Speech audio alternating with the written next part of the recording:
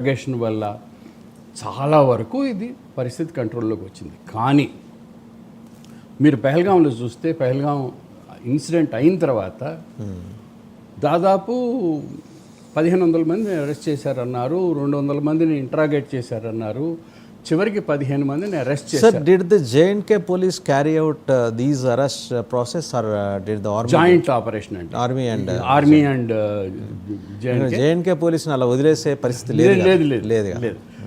ఇంకోటి ఏంటంటే J&K police చాలా loyal to the state Indian government అండి. నాకు తెలిసి ఐ స్వేర్ బై దెమ్, నన్ను ఎన్నో పరిస్థితుల్లో జేఎన్కే పోలీసు వాళ్ళే కాపాడారు. అది కాపాడటం వాళ్ళు ఏదో ఇదని కాదు, they are very loyal to the government.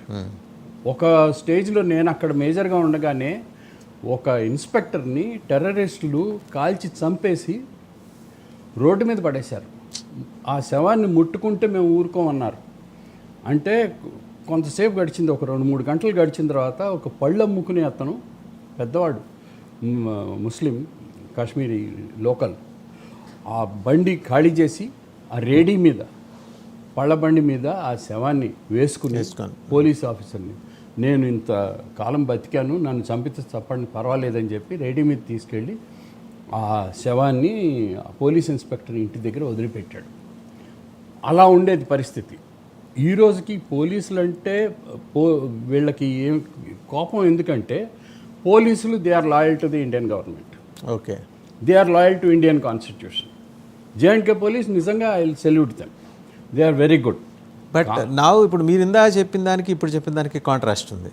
ఇప్పుడు ఈ ఇన్సిడెంట్ జరిగినప్పుడు their presence was not there అంటున్నారు మీరు అప్పటి పరిస్థితి చెబుతున్నారు. ప్రెజెన్స్ ఉండటానికి నేను మీకు అందుకని చెప్పాను. ఒక చిన్న ఉదాహరణ మీకు చెప్పింది, మీరు కుక్కని ఇంటి దగ్గర కట్టేస్తే అది చేయవలసిన పని అది చేస్తుంది.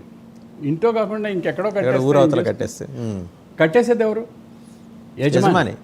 యజమాని. ఈ పరిస్థితిలో యజమాని state government. Now the state government has to answer why police control was not there. If police control was given, police would have performed their task. I have no doubt on that. So అప్పటి నుంచి మేము అప్పుడు చచ్చి arrest చేసేవాళ్ళం, పరిగెత్తి పట్టుకుని ఫైరింగ్కి కూడా భయపడక ఇద్దరు టెర్రరిస్ట్ని పట్టుకుంటే వాళ్ళకి మేము తీసుకెళ్ళి హ్యాండ్ ఓవర్ చేసి రసీదు తీసుకుని చేస్తే మరుసటి రోజు నా ముందు నుంచి వాడు నడుచుకుంటూ వెళ్ళేవాడు. అంటే ఏమిటి, అప్పట్లో పోలీసులను కూడా బెదిరించి బెయిల్ కూడా లేకుండా వాళ్ళని ఫ్రీ చేసేవాళ్ళు టెర్రరిస్టులు. ఇప్పుడు దాదాపుగా కంట్రోల్లోకి వచ్చింది. కానీ సివిలియన్స్లో చాలామంది సింపథైజర్స్ పెహల్గాంలోనే కాదండి, కాశ్మీర్లోనే కాదు, కాశ్మీర్లో చాలా చోట్ల ఉన్నారు. అంటే కాశ్మీర్లో డెన్సిటీ 30% ఉంటే మిగిలిన దేశంలో, నేను పేర్లు చెప్తే బాగుండదు కానీ కొన్ని ప్రదేశాలు ఉన్నాయి. ఓపెన్ సార్, హైదరాబాద్ మీరు హైదరాబాద్ అంటున్నారు, కేరళ నిండా ఉన్నారు. మొన్న నాగ్పూర్ గొడవలు జరిగినాయి, బాంబే, తర్వాత ఇక్కడ మన తెలంగాణలో భైంసా, ఇలా డిస్ట్రిక్ట్స్ ఉన్నాయి. యూపీలో చాలా చోట్ల ఉన్నాయి. వీళ్ళందరూ సింపథైజర్స్. మీరు పాకిస్తాన్ ఎక్కడన్నా క్రికెట్ ఆడుతుంటే చూడండి, పాకిస్తాన్ జెండాలు వచ్చేస్తాయి. మీరు అక్కడ దాకా వెళ్ళారు సార్.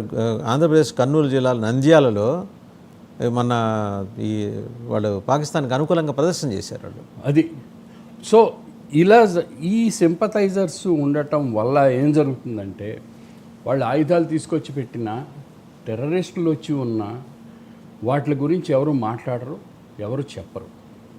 ఒక స్టేజ్లో నేను ఇక్కడ ఉండగా, నేను తర్వాత ఇక్కడ కూడా కొన్నాళ్ళు వర్క్ చేశాను హైదరాబాద్లో నేను వర్క్ చేస్తుండగా ఒక వర్షన్ వచ్చింది, ఒక న్యూస్ రిపోర్ట్ వచ్చింది. 20,000 మంది పాకిస్తానీలు they are illegally overstaying their visas in Hyderabad. 20,000 అప్పట్లో. మొన్న ఈ ఇన్సిడెంట్ జరిగిన తర్వాత, ఎంక్వైరీ అవి స్టార్ట్ అయిన తర్వాత 208 అని నెంబర్ వచ్చింది. ఎక్కడ 20,000 అండి, ఎక్కడ 208? అంటే 19,800 మంది వెళ్ళిపోయారా? ఎవరు వెళ్ళిపోలేదు, అందరూ ఇక్కడే ఉన్నారు. కానీ వాళ్ళ పేర్లు మల్టిప్లై ఉంటుంది కూడా వాళ్ళ సంఖ్య. అదే కాదు, మీరు ఇంకొక విషయం కూడా గమనించాలి. బంగ్లాదేశ్ నుంచి వస్తున్నారు. ఈ రోజును చూస్తే మీరు ఏదైనా బజార్లో వెళ్తుంటే, నేనుండే చోట సైనిక్పురిలోనే కొత్త కొత్త మొహాలు కనిపిస్తాయి. ఆ మొహాలు ఇండియన్ తెలుగు మాట్లాడేవి కాదు, వాళ్ళు బంగ్లాదేశ్ వాళ్ళ భాష వేరే. అలాగనే north Indian face north east Rohingyas, Bangladeshi Muslims, వీళ్ళందరూ ఇల్లీగల్ ఇమ్మిగ్రెంట్స్. వాళ్ళు వచ్చి వాళ్ళకి ఇప్పుడు మనం పాకిస్తానీస్ని వెళ్ళగొడుతున్నాం, రైట్, బాగానే ఉంది. పాకిస్తానే